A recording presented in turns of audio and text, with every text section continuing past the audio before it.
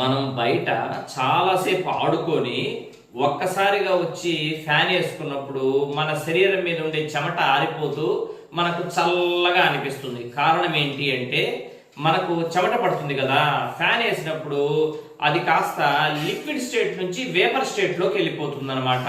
అలా వెళ్తూ వెళ్తూ మన శరీరం మీద ఉండే హీట్ని తీసుకొని వేపర్ వెళ్ళిపోతుంది అనమాట. అందువల్ల మన శరీరం చల్లబడి మనకు చల్లగా ఉన్నట్టు అనిపిస్తుంది అనమాట. వేపరైజేషన్ అనేది కూలింగ్ ప్రాసెస్.